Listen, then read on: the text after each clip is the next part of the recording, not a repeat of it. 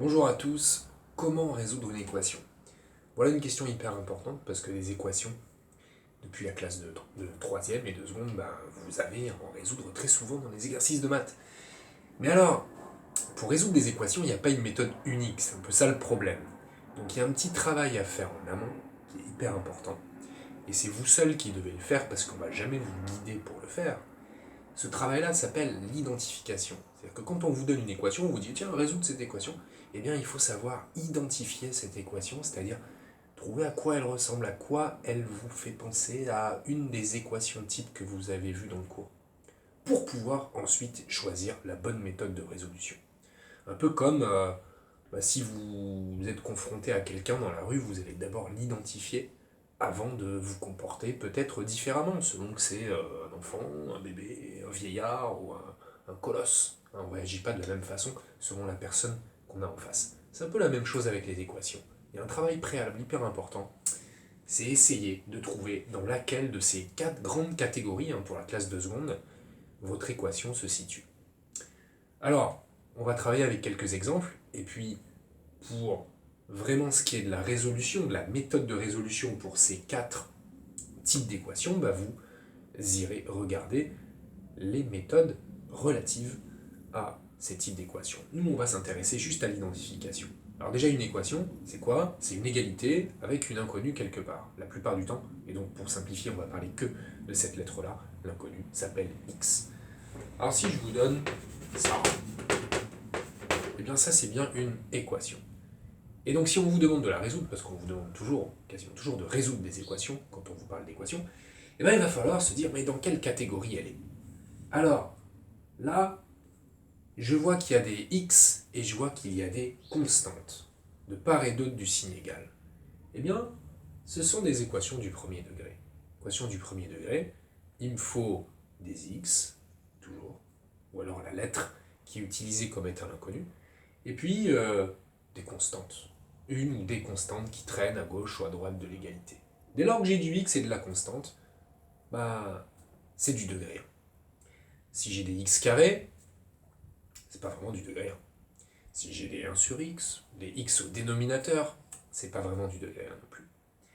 Alors, on pourrait aussi utiliser les fonctions affines selon la période pendant laquelle vous regardez cette vidéo. Peut-être que vous avez déjà travaillé sur les fonctions affines. On pourrait définir une équation du premier degré comme étant une égalité de 2 fonctions affines, une à gauche, une à droite. Mais si on reste sur l'idée qu'on doit chercher des x et puis des constantes, voilà à quoi ressemble une équation du premier degré. Alors attention, parfois c'est pas aussi immédiat que ça. Parfois, il y a un petit travail à faire avant pour s'apercevoir que c'est bien du premier degré. Regardez celle-ci. En fait, là, j'ai un produit. Alors, ça m'embête un peu. Mais en fait, je me rends compte que si je développe ici, bien, je vais retomber sur une expression qui sera du premier degré, qui sera une fonction affine. 3x plus 3, donc j'ai des x et j'ai des constantes. Et donc, je me dis que ça va être une équation du premier degré, parce que de l'autre côté, j'ai aussi des x et des constantes. Autre exemple.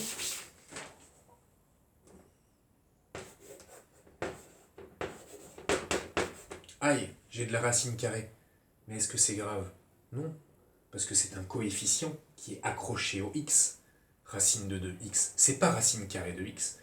Donc, c'est bien aussi une équation du premier degré. J'ai des x, j'ai des constantes. Pareil, quand je vois des fractions, pas forcément que c'est des équations quotients. 1 tiers de x égale 1. X, c'est des x, 1 tiers de x. Donc c'est bien aussi une équation du premier degré. Bref, on a fait un petit peu le tour des équations du premier degré. Alors, il y a une deuxième grande catégorie. Alors juste pour les équations du premier degré, vous vous rapporterez à la méthode adaptée, qui existe aussi en vidéo. Il y a une deuxième catégorie qu'on voit plutôt en fin d'année de classe de seconde, c'est les équations qui utilisent les fonctions de référence. On en est là. Alors, les fonctions de référence que vous avez apprises en fin d'année sont les suivantes. Il y a la fonction carré, il y a la fonction inverse, il y a la fonction racine carrée, et puis il y a éventuellement la fonction x au cube. Voilà ce que sont que les fonctions de référence. Alors qu'est-ce que ça veut dire, une équation avec fonction de référence? C'est une équation dans laquelle on voit apparaître une de ces 4 fonctions. Exemple, l'équation x carré égale 3. Ça, c'est pas une équation du premier degré, parce que je vois que j'ai des x carrés, mais je peux me dire que c'est une équation qui utilise des fonctions de référence, parce que je reconnais à gauche de l'égalité la fonction carré, telle qu'elle, x carré égale 3. Alors vous le verrez dans la vidéo sur comment je fais pour résoudre une équation avec les fonctions de référence. Autre type d'équation avec fonction de référence, 1 sur x égale moins 2. Par exemple, ça aussi, c'est une équation qui utilise une fonction de référence qui est la fonction inverse. Donc pareil, méthode de résolution que vous irez consulter. Alors, est-ce qu'elle se voit toujours de manière aussi évidente, la fonction de référence? Pas forcément. Parfois, il y a un petit travail préalable à faire. Si je vous donne, par exemple, 2 sur x égale 5, c'est une équation. Est-ce que c'est une équation du premier degré? Non, parce que j'ai des x au dénominateur. Est-ce que c'est une équation avec fonction de référence? A priori, non, parce que je ne reconnais pas strictement mes fonctions de référence là-dedans, mais je me dis que quand même 2 sur x, ça ressemble un peu à 1 sur x. Je devrais être capable de retravailler cette équation pour me ramener à une équation qui, elle, utilise une fonction de référence. Oui, bien sûr. Là, celle qui ressemble le plus, c'est 1 sur x. Comment je fais pour passer de 2 sur x à 1 sur x? Je divise par 2. Alors, si je le fais à gauche, je dois le faire à droite. Je conserve l'équivalence, bien sûr, en divisant par 2 des deux côtés de l'égalité. Et j'obtiens 1 sur x égale 5 demi. Regardez, cette équation est équivalente à celle que je vous ai donnée. Et cette équation, c'est bien une équation qui utilise une fonction de référence. Alors, tout ça pour vous dire qu'en effet, parfois, il y a un tout petit travail préalable à faire quand on voit une équation pour se dire « Ah ouais, mais celle-là, elle ressemble quand même pas la mal à une équation fonction de référence. Je vais la retravailler un tout petit peu. » Ok. Autre exemple, je sais pas moi, 2x au cube égale 5. Là pareil, c'est pas tout à fait une fonction de référence ça, mais quasiment. Il suffit que je divise par 2. Autre chose, 1 tiers fois racine de x égale 1. Pareil, ça ressemble à racine de x. Il suffit que je multiplie par 3 pour aboutir, des deux côtés de l'égalité, pour aboutir à une équation équivalente qui sera une équation type fonction de référence. D'accord? Donc pour l'instant, on a vu les équations du premier degré, on a vu les équations avec fonction de référence. C'est pas les seuls. C'est pas les seuls. Si jamais je vous donne une équation de ce type-là, x carré égale x. Alors c'est pas du premier degré, parce que j'ai des x carrés.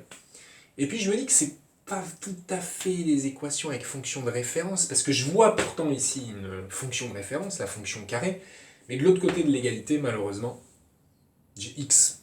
Donc je ne vais pas pouvoir m'en sortir avec une équation type fonction de référence qui doit apparaître sous la forme fonction de référence égale constante. Et x, malheureusement, c'est pas une constante, je suis embêté. Je ne peux pas dire que c'est une équation fonction de référence, la méthode ne marchera pas. Alors, on entre dans la catégorie numéro 3. Ça, c'est des équations de degré supérieur à 1. J'ai écrit de type polynôme. Polynôme, vous verrez peut-être un peu plus tard ce que c'est vraiment qu'un polynôme. Un polynôme, c'est une expression mathématique. C'est une fonction, mais dont on donne l'expression qui est sous la forme de petites combinaisons, de petits éléments, de sommes de petits éléments, avec des constantes, avec des x carrés, avec des x au cube, avec des x puissance 4, avec un certain nombre de ces petits éléments que vous appellerez des monômes, et qui, en classe de seconde, vont rarement au-delà de degré 3, c'est-à-dire avec des x au cube, au max. Alors, on différencie la catégorie 3 de la catégorie 4 par le fait qu'il y a un quotient ou pas. C'est-à-dire qu'il y a du x au dénominateur d'une expression quotient ou pas. Et alors là, il n'y a pas du tout de dénominateur, donc on se dit, ah oui, ça c'est plutôt une équation de type 3, c'est-à-dire degré supérieur à 1, de type polynôme. Il y a des x au carré et il y a des x, ça s'appelle un polynôme. Donc on va y arriver avec la méthode que vous consulterez en vidéo. Autre type d'exemple d'équation de degré supérieur à 1, qui je vous donne 2x au cube moins 4x au carré égale 0. Ça aussi, c'est une équation de degré supérieur à 1 et que vous êtes capable de résoudre. Vous consulterez la méthode. Encore une autre, x carré moins 2x plus 1 égale 0. Ça aussi, c'est une équation de degré supérieur à 1, cos du x carré. Et je précise aussi, et c'est pas une équation de type fonction de référence, pourtant il y a du x carré, mais il y a plein d'autres choses après, donc c'est pas une équation de type fonction de référence. Et enfin, dernier type d'équation à savoir identifier, les équations degré supérieur à 1, mais avec quotient. Si je vous donne par exemple ceci. Voilà. Ça, c'est une équation où je vois du x au dénominateur. Alors je me dis, ben oui, ça c'est un quotient. Donc c'est une équation du quatrième type, celle avec des quotients. Pareil, vous référez à la méthode. Alors, parmi ces équations, quatrième catégorie, donc quand vous voyez qu'il y a juste x au dénominateur, par exemple, l'équation de ce type-là, on a dit, finalement c'est fonction de référence. Hein. Pourtant, il y a bien un quotient, mais elle fait tellement penser à la fonction inverse, c'est la fonction inverse d'ailleurs, qu'on va utiliser la méthode spécifique pour les fonctions de référence. Bref, qu'est-ce qu'on vient de faire comme travail? Un travail hyper important qui a l'air de rien, mais c'est la toute première étape à vos résolutions d'équations. Quand on vous donne une équation à résoudre, eh bien, avant de se lancer un peu bêtement, il faut l'identifier, la reconnaître et savoir la classer dans chacune de ces 4 catégories dont les méthodes vous sont détaillées dans les vidéos annexes.